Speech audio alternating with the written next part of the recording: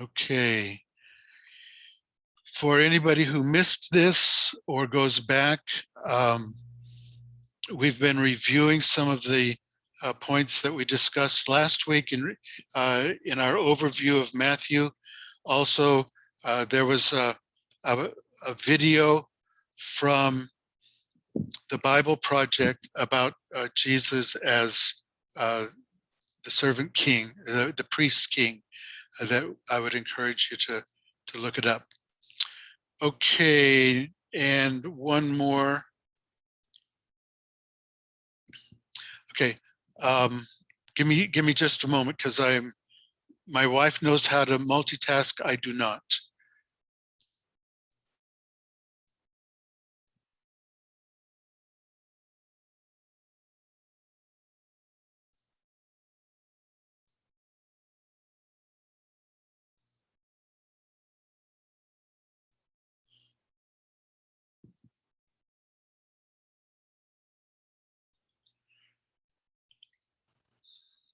Okay, let me get you down.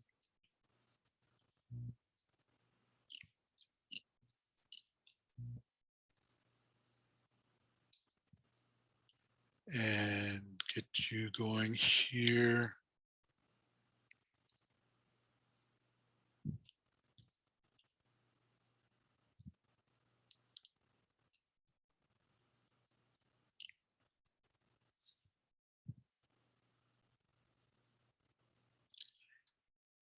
Okay, I wanted this on first so that you can see next week. Now, this will not be a matter of group reports or anything. This is a matter of you being familiar enough with the gospel according to Luke that you can recognize how Jesus reached out and lifted the burdens of the outcast, the unwanted, the rejected, other undesirables, his reaction to them, and the reaction of the powerful elite there in his time. So that's for next week, and I wanted it here so that I don't forget, because I tend to forget.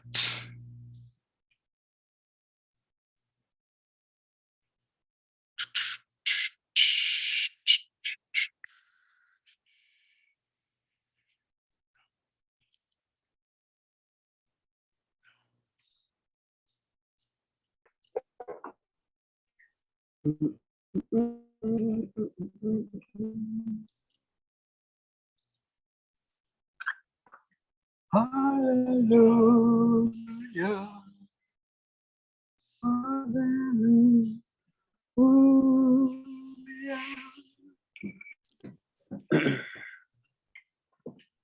Sorry. Holy. Go ahead, sing your song. It's good. Holy, holy, holy, Lord God Almighty. Early in the morning, our song shall rise to thee. Holy, holy, holy. Okay. Mercy. Thank you, Emmanuel. Appreciate that. And we will go ahead with our discussion of the gospel according to Matthew. We are following the theme of creatures or faces seen in both Ezekiel's visions and in John in the book of Revelation. We're following that theme, and so in Mark we had the picture of what? Of the lion, right? And now we have the Lindisfarne Gospel Folio of Matthew. And let me just explain this picture a little bit, because the first few times I looked at it, I thought this person peeking out from behind the curtain, I thought that was Jesus, but it's not. In all of the Lindisfarne folios, the character above the apostle is the character represented. And so it's Jesus up above.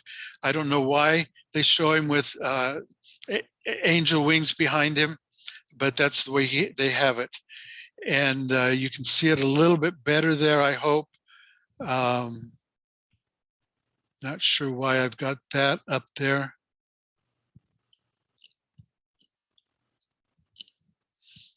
Okay, go away. Okay. So the character up above with the wings and the white coming out from his mouth, that is Jesus, or that's Matthew's representation of Jesus. And in each of the folios, you'll see this white thing coming out of the mouth of the creature, whether it's the lion, the man, the ox next week, or the eagle when we get to the Gospel of John. There's a white thing coming out of the mouth that represents the inspiration of the gospel itself. The person down here in the corner peeking out from behind the curtain, we're not sure.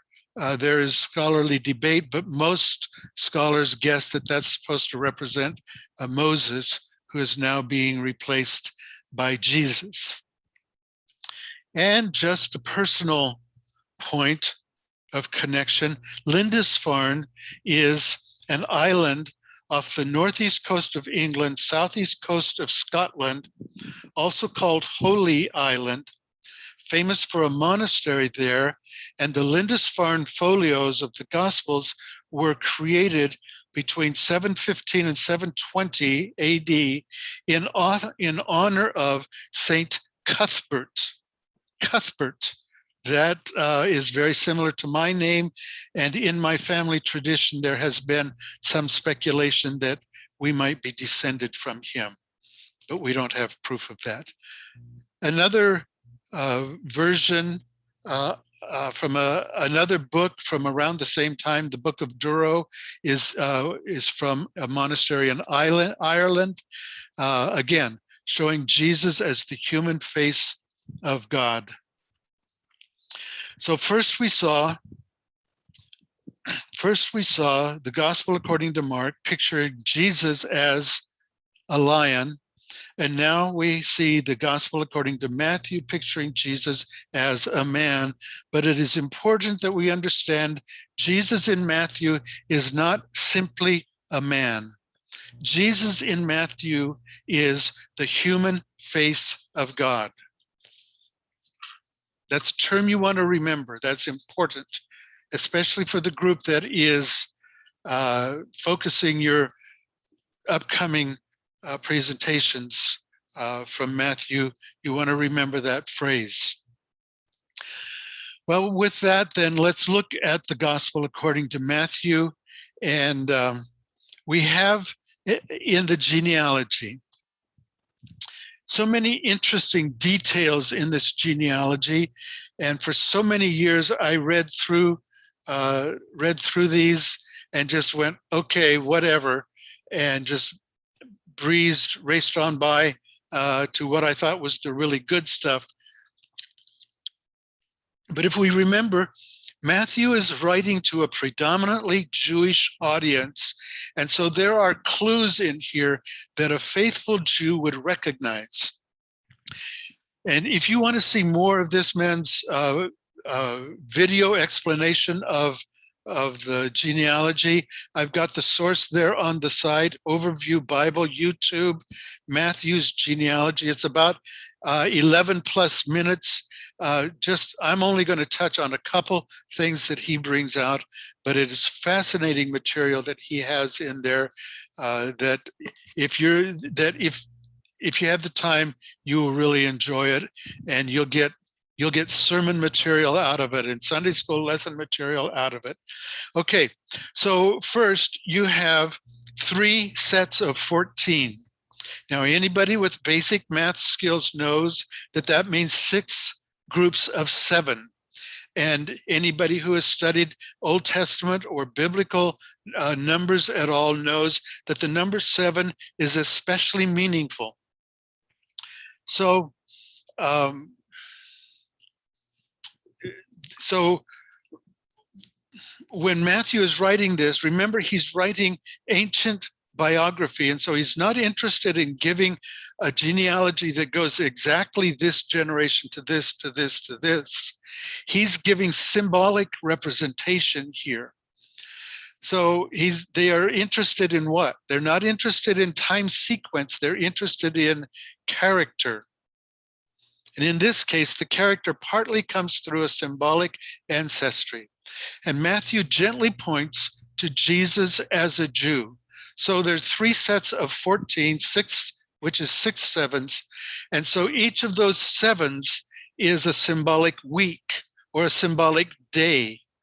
And so from the Jewish mentality, these 6 sevens have gone through a week of creation history. And now that those 6 sevens have passed, they've passed into the 7th 7, which is the 7th day, which is what? That is the Sabbath. And so Matthew is saying, through all of this time, God has been working in the history of Israel. And now we have come to God's special holy season, when God's holy work is especially going to kick into high gear, when God is fulfilling his prophecies. So these 3 sets of 14, 6 sixes, 6 sevens, are symbolically telling the faithful Jews in Matthew's audience, we have gone through the work time, now it's God's special holy season. There's more, and you have probably seen this and maybe not totally understood what was being said here. I've preached from this in terms of the women who are represented here, but there's more to it. It's not simply the women, because one of these is really not talking about it's talking about the wife, the woman, but it's also saying more, okay? So you have 4 people here, 2 of whom are definitely Gentiles. A third one is almost certainly Gentile. And the 4th one, well, let's just say they're all Gentile, okay? Tamar was Canaanite, we know that. Rahab was Moabite. No, Rahab was from Jericho, so she's Canaanite. Ruth was Moabite. Uriah's wife, we don't know if she was Gentile or Jew, but we know that Uriah was a Hittite, so he was a Gentile. And Matthew does not name Bathsheba, he names Uriah. So he has named, while naming 4 women, he has also named 4 Gentiles in there. So right from the beginning, in the opening verses, Matthew is already pointing out, we're talking about a God who includes the Gentiles in his centuries-long mission of reconciling the world.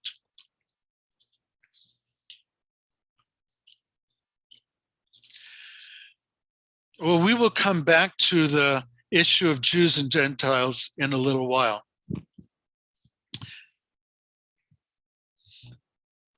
I don't know, I'm talking so much here, I'm getting winded.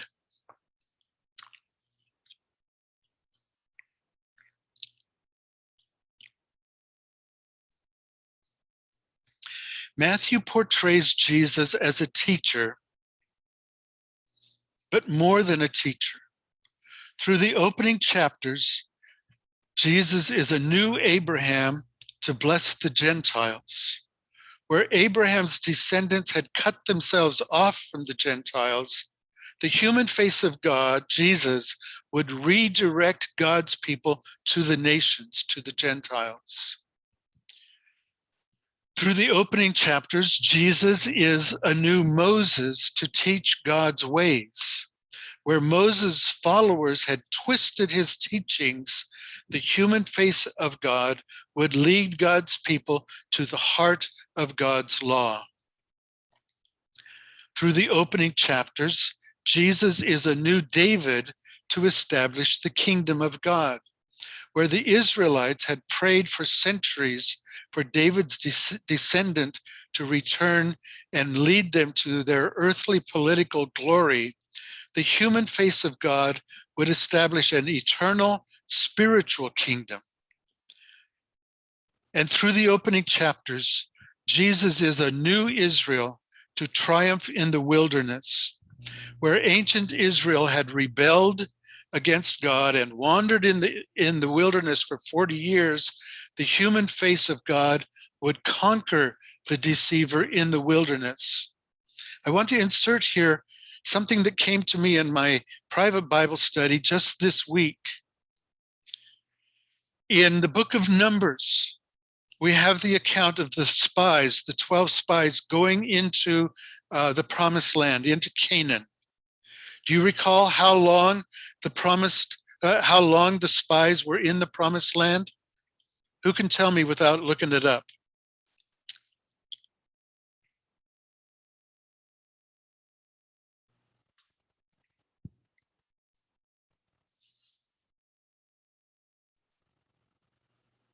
Nobody knows?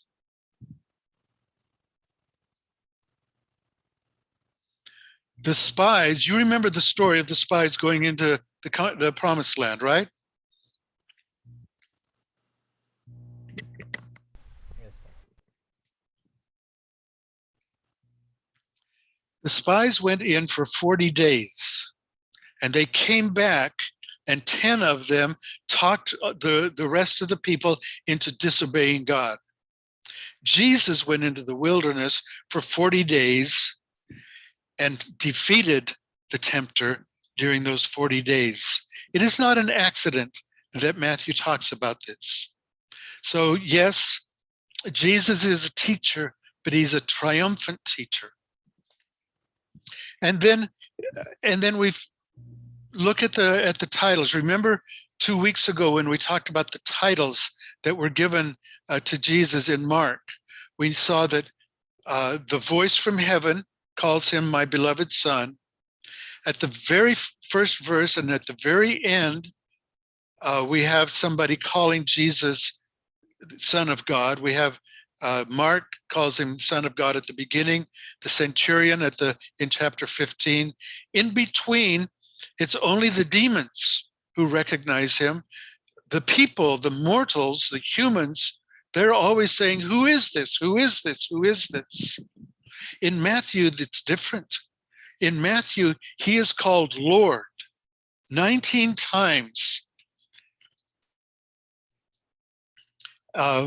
Kyrie is the Greek word, and 19 different references to him being called Lord. So this is different. Matthew is being more upfront, more direct, saying to his predominantly Jewish audience, this is Lord, he is God, and the Gentiles are part of this whole process. Questions, comments, interruptions?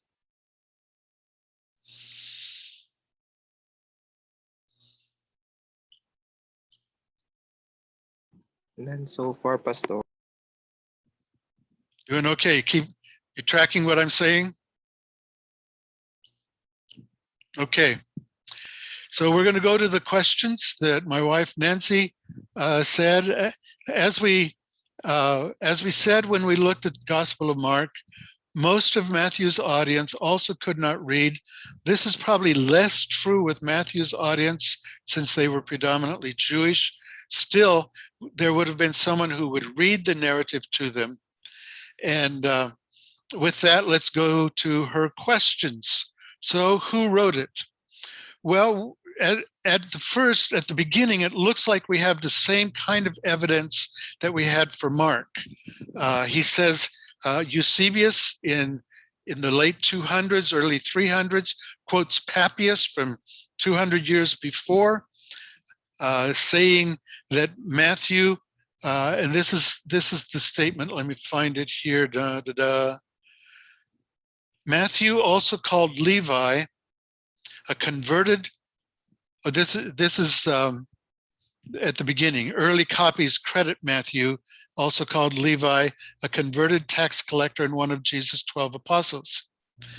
And then Eusebius quotes Papias as saying, and this is the quote from Papias, Matthew composed his gospel or sayings in the Hebrew, that is Aramaic language, and everyone translated as they were able.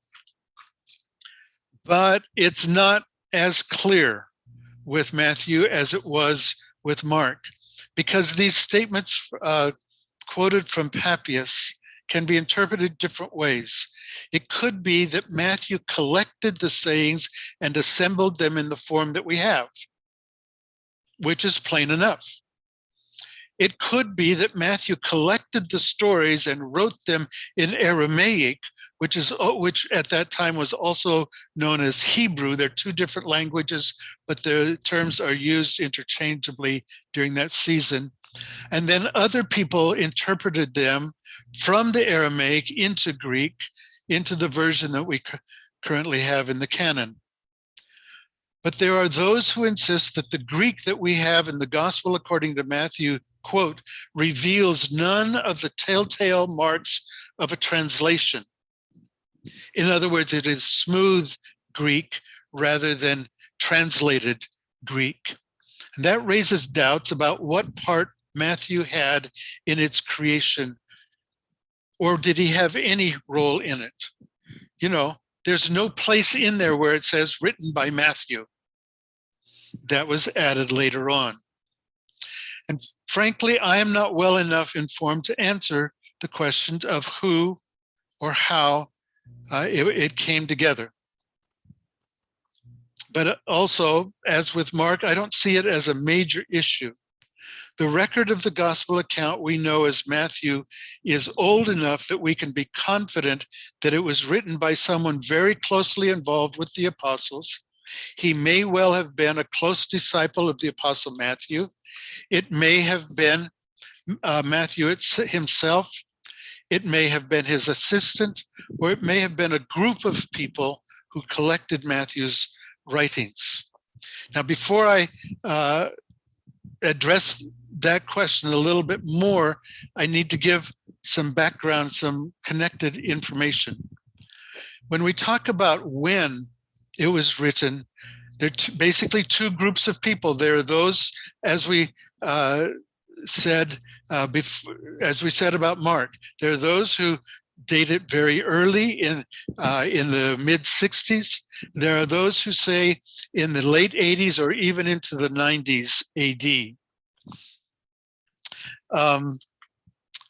So if we go with the later date, that demands a redactor.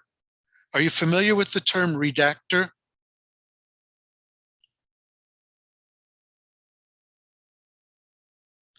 Who can explain for the class what is a redactor?